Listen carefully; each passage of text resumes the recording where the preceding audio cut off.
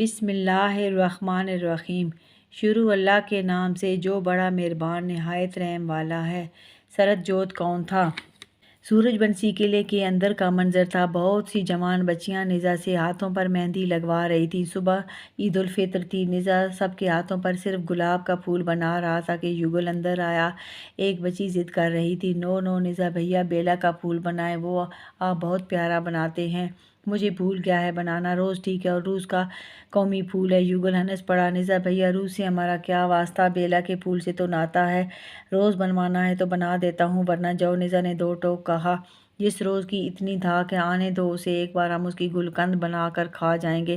بہن نے کون زور سے دے ماری اور باہر نکل گئی۔ نزا منانے بھی نہ گیا، بہنیں چلی گئیں۔ روم میں جا بجا مہندی کی کونے بکھری تھیں۔ یگل اور نزا بیڈ پر ہم آغوش ہو گئے۔ نزا یہ ٹھیک نہیں ہے۔ یگل باپو میں نصیحت سننے کے موڈ میں نہیں ہوں۔ نزا نے خماری سے کہا، تم نے نصیحت سنی ہی کب ہے؟ یگل کچھ خفگی سے بولے، مجھے نیند آ رہی ہے، نزا نے کہا اور کروٹ بدل لی۔ یگل دیکھتا رہا، پھر طویل سانس لے کر ہنس پڑا۔ سویٹ ہارٹ، تمہیں پتہ ہے روز میری کی کتنی ایج ہے؟ نہیں، نزا سیدھا ہو گیا۔ 17 سال 20 دن۔ یگل بولے، آپ کو کیسے پتہ؟ نزا اٹھ بیٹھا۔ مترو یگل نے ایک دراز کھولا اور اس میں سے ایک بڑی ڈائری نکالی۔ کھولی تو وہ سارا کیلنڈر تھی۔ یگل بتانے لگا، نزا ڈیئر، جب روز میری پیدا ہوئی تو کشن بھائیا جی نے یہ ڈائری ترتیب دی اور پھر چھپوا لی۔ مترو، اس ڈائری میں سالانہ ہر مہینے کے ایک ایک دن پر مارکر سے کراس لگا ہوا تھا۔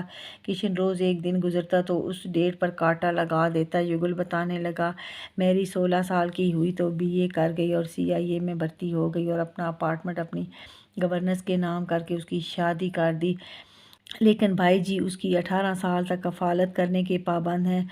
تو 18 سال کے بعد کیا ہوگا؟ نزا نے بے اختیار پوچھا۔ نزا، میری جب پورے 18 سال کی ہو جائے گی تو میجر جتن اسے سپریم کورٹ میں لانے کے پابند ہیں، پھر میری کا فیصلہ ہوگا۔ کیا فیصلہ ہوگا؟ نزا دھڑک کر بولا، ریلیکس مائی سن۔ یگل نے تھپکا اور کہا، جب میری کو میجر کی ولید میں دیا گیا تھا تو کہا گیا آپ اس کے واحد وارث ہیں، ہاں جوان ہونے پر آپ اس کا نکاح کر دیں یا نکاح میں لے آئیں۔ میجر اس وقت 97 سال کے ہیں، مگر نہ وہ میری سے خود نکاح کر پائے اور نہ میری کا کہیں نکاح کیا، تو صورتحال اب کے گمبھیر ہو گئی ہے۔ اب کورٹ میں جو فیصلہ ہوگا۔ بٹوائے میری بھیڑ بکری تو نہیں کہ کورٹ میں دھر لی جائے۔ نزا، وہ گورنمنٹ پرسن ہے، اس کی ماں جج، باپ چیف جسٹس، بھائی وکیل۔ تعزیرات ہند کے تحت کوئی بھی گورنمنٹ پرسن نہیں چھوڑا جاتا۔ روز میری کے پاس اکیلے رہنے کی کوئی اتھارٹی نہیں۔ ہاں میجر اسے نکاح میں لے لیتے ہیں تو ان کی وفات کے بعد میری میجر کی بیوہ کہلائے گی اور جہاں مرضی ہے رہے۔ گورنمنٹ کو کوئی اعتراض نہیں ہوگا۔ نزا بے حد پریشان ہو گیا۔ یگل باپو، اگر میجر نے نکاح نہ کیا تو وقت سے پہلے کچھ کہا نہیں جا سکتا۔ تم سو جاؤ، 12 سے اوپر کا وقت ہو گیا ہے، صبح فطر ہے۔ یگل نے ساتھ لگا کر تھپکا، نیند نہیں ہے مجھے۔ نزا نے کہا، نیند نہیں آنے کی وجہ آئی ڈونٹ نو، سو جاؤ۔ نزا، جانتے ہو نا تم بھائیا جی اب تم سے زیادہ خوش نہیں رہتے۔ یگل بھیا، نزا سے نہیں، نزا کے رویے سے بھائی جی ناخوش رہتے ہیں۔ دروازے سے روہتاس نے اندر آتے ہوئے کہا، میرے پاس باپو جی کی خوشی کا حل نہیں ہے۔ نزا خفگی سے بولا اور کمبل اوپر تان لیا، کلمے پڑھ کے سو جانا، جاگتے مت رہنا۔ یگل کہہ کر بھائی کو لے کر چلے گئے۔ یگل اور روہتاس گیلری میں جا رہے تھے کہ ایک کمرے سے بون اور اجول کے لڑنے کی آوازیں آئیں۔ دیکھا تو دونوں ڈلناس سے لڑ رہے تھے۔ یگل بھیا نہیں سو رہے دونوں، نزا بھی نہیں سو رہا، یہ دونوں بھی نہیں سو رہے۔ کیا کروں میں آخر؟ بھائی جی دن بھر تھکے سڑکوں پر چونا ڈال رہے ہیں کہ صبح فطر ہے۔ یگل باپو، بابا کے پاس جاؤں گا۔ بون سسکا تو یگل نے بازوؤں میں لے لیا۔ بون پتر، اسے کمبل میں لٹا کر آیا ہوں، تمہیں پتہ ہے نا وہ کتنا ڈسٹرب رہنے لگا ہے، تم تو بہت سمجھدار ہو۔ یگل اسے بہلانے لگا۔ اسے بہلاتے بہلاتے خود بھی غمگین ہو گیا۔ نزا کمبل میں لیٹا تھا کہ اس نے ہاتھ بڑھا کر فون گھسیٹا اور میری کو کال کی تو پہلی بیل پر ہی میری نے کال پک کر لی، جیسے وہ فون پر ہاتھ رکھے بیٹھی ہو۔ اتنی دیر لگا دی، میں عشاء پڑھ کر بیٹھی ہوں، فون کے پاس میری آگے سے برس پڑی تو مترو نزا جیسے تڑپنے کو آیا۔ کمنگ کہہ کر اس نے فون پھینکا اور شوز پہن کر اٹھا کہ اس کی نظر مہندی کی کون پر پڑی تو اس نے ایک بند کون اٹھا کر جیب میں ڈالی اور باہر آیا اور اس کا ہیلی کاپٹر سین میں کھڑا تھا۔ وہ بیٹھا اور ہوا ہو گیا۔ وہ بنارس اتر گیا تو میری اپنے دروازے میں کھڑی تھی۔ ہائے روز کیسی ہو؟ اچھی ہوں نزا، میری مسکرائی اور نزا کو روم میں لے آئی۔ نزا بیٹھ گیا، سوئی نہیں اور نہیں نیند ہی نہیں آ رہی تھی۔ شاہ پڑھ کے فون کے پاس بیٹھی کہ کیا پتہ کسی اپنے کا فون آ جائے۔ اس کی آواز بھرائی ہوئی تھی۔ وہ بیڈ پر بیٹھ گئی تو نزا صوفے سے اٹھ کر بیڈ پر آ بیٹھا۔ دونوں ایک دوسرے کو دیکھنے لگے۔ نئے لینسز لگائے ہیں، بالکل بلی کی طرح لگ رہے ہو، میری بولی۔ یوگل باپو نے بیوٹیشین بلوا لیے تھے، مجھے لائق نہیں تھے یہ، بٹ سب بھائیوں نے ایک جیسے لگوائے تو مجھے بھی لگانا پڑے۔ تمہیں اچھے نہیں لگے تو میں اتار دیتا ہوں مترو۔ نزا نے اتنا کہہ کر اتار کر باسکٹ میں پھینک دیے۔ جیو گرین یا بلیو لگایا کرو، وہ تم پر سوٹ کرتے ہیں، میری نے کہا تو نزا نے جیب سے مہندی کی کون نکال لی۔ میری کون دیکھ کر بدک گئی۔ لو روز ہاتھ دو، میں تمہیں مہندی لگا دوں۔ میری نے دونوں ہاتھ کمر پر کر لیے۔ ہاؤ دس از امپاسبل، مجھے آج تک کسی نے نہیں ٹچ کیا تو میں اپنا ہاتھ کیسے تمہارے ہاتھ میں دے دوں؟ اگین ایسی بات نہیں کرنا، میری نہایت خفگی سے بولی۔ نزا اٹھا اور کون کی پن کھینچ کر باسکٹ میں ضائع کر دی۔ اس کے ہاتھوں پر بہنوں کو مہندی لگانے سے دھبے پڑ گئے تھے۔ صبح عید ہے، ہاتھوں پر دھبے برے لگیں گے، دستانے نہیں پہن سکتے تھے۔ مہندی لگاتے سمے میری نے ڈانٹا اور فون پر چائے بھیجنے کو کہا۔ میری تم نے اپنا ہاتھ مجھے کیوں نہیں دیا؟ نزا نے سوال کیا۔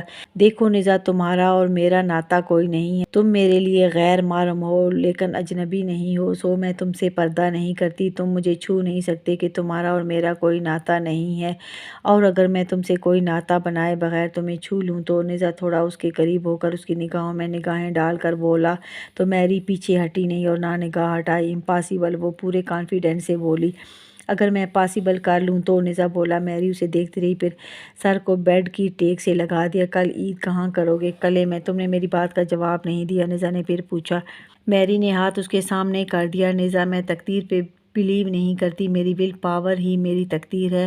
ہاں، طے شدہ منزلوں کی ریکھائیں ہوتی ہیں تو میرے ماتھے پر دیکھ لو، وجے کی ریکھا صاف دکھ رہی ہے، ہار کی ریکھا میرے ہاتھ پر ہے ہی نہیں۔ نزا نے دیکھا تو اس کے ہاتھ پر ایک لکیر نہیں تھی جو اس کے ہاتھ پر تھی۔ یہ کیسے ممکن ہے؟ نزا حیرت سے بولا۔ نزا، ہار کیا ہوتی ہے؟ سرنڈر کرنا۔ مجھے سرنڈر کرنا نہیں آتا تو ہار مجھے کیسے چھو سکتی ہے؟ تو اس کا مطلب ہے تمہیں ٹچ کرنے کے لیے تمہارے ہاتھ پر پہلے ہار کی ریکھا بنانی ہوگی، اور ریکھا بنانے سے پہلے تمہیں سرنڈر کرنا ہوگا، اور میں جانتا ہوں تم سرنڈر نہیں کرو گی۔ نزا نے کسی تجزیہ نگار کی طرح ساری بات کا انالائز کیا تو میری مسکرا دی۔ چائے پیو، ٹھنڈی ہو جائے گی۔ نزا چائے پینے لگا۔ میری تمہاری عمر کتنی ہے؟ 17 سال 20 دن۔ کیا تم 18 سال کی ہوئی تو ایوان میں جانے کی پابند ہو؟ ہاں، میری نے سادہ سے لہجے میں کہا۔ تمہیں کیا لگتا ہے کیا فیصلہ ہوگا؟ نزا، ڈیڈ کہتے ہیں وہ اپیل کریں گے کہ وہ مجھے دوبارہ انہی کی ولیت میں دیا جائے۔ اوکے روز، بہت دیر ہوگی، فجر ہوا، چاہتی ہے میں چلوں گا؟ نزا اٹھا تو میری بھی کھڑی ہو گئی۔ نزا بہت قریب ہو آیا اور اس کے بال کی ایک لٹ لے کر انگلی پر لپیٹنے لگا۔ باپو جی نے کپڑے بھیجے ہیں؟ ہاں بھیجے ہیں، صبح پہنوں گی۔ وہ کتنے جوڑے دیتے ہیں سال کے؟ 2 سردیوں کے، 2 گرمیوں کے اور 2 عیدوں کے، کل 6 جوڑے جوتوں سمیت۔ اور کوئی کاسمیٹک؟ نزا نے پوچھا۔ نہیں۔ کیا نفقے میں تنگی ہوتی ہے؟ نہیں۔ اناج وافر ہوتا ہے؟ نقاب، کاٹن، ساگ سب جوڑوں کے ساتھ آتی ہیں؟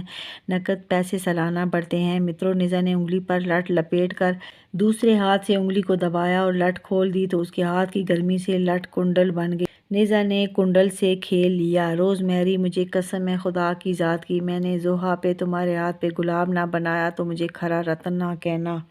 شٹ اپ نزا، ماں کو گالی مت دلواؤ، تم روز تب بناؤ گے جب میں سرنڈر کروں گی، تمہیں کفارہ دینا ہوگا جھوٹی قسم کا، 60 مسکینوں کو کھانا۔ میری غصے سے بولی۔ دیکھتے ہیں، بائے، نزا کہہ کر چلا گیا۔ فجر کی جماعت کھڑی ہو رہی تھی۔ نزا بھی تیزی سے وضو بنا کر اجول کے ساتھ کھڑا ہو گیا۔ عید الفطر پڑھ کر مسجد سے سب سے پہلے نزا کشن کے ساتھ بغل گیر ہوا تو ساتھ سے اجول لپٹ گیا۔ نزا باہر آیا کہ وہاں سب گلے ملنے لگ گئے تھے۔ اس نے واکی ٹاکی نکالا۔ عید مبارک میری، جیتے رہو، وہ تھکی آواز میں بولی۔ خیر مبارک نہیں کہو گی؟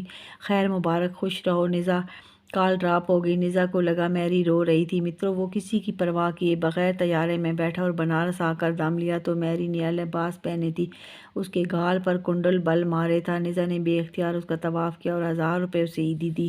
ہیڈ کوارٹر میں وہ اکیلی تھی، کوئی ملنے آیا؟ نزا، تم آ گئے، سارا جہان آ گیا، وہ کہتے کہتے ایک دم رو پڑی۔ اس کا دل بہت بھرا ہوا تھا۔ وہ مڑی اور دیوار کے ساتھ لگ کر پھوٹ پھوٹ کر رونے لگی۔ نزا گیا اور اس کے دونوں سائیڈوں پر ہاتھ رکھ لیے۔ میری مت رو۔ میری اسے اتنے قریب دیکھ کر گھبرا گئی اور ایک دم سیدھی ہوئی۔ وہ بالکل دیوار سے لگ گئی تھی۔ نیزا نے سینہ تھوڑا پیچھے کر لیا تھا۔ نیزا مجھے ٹچ نہیں کرنا، وہ لرز کر بولی۔ نہیں کروں گا، نیزا آنکھوں میں جھانک کر بولا۔ دونوں کتنی دیر اسی طرح ایک دوسرے کو دیکھتے رہے۔ سوری کہہ کر نیزا نے ہاتھ دیوار سے ہٹا لیے تو میری بھی طویل سانس لیتی دیوار سے ہٹ گئی۔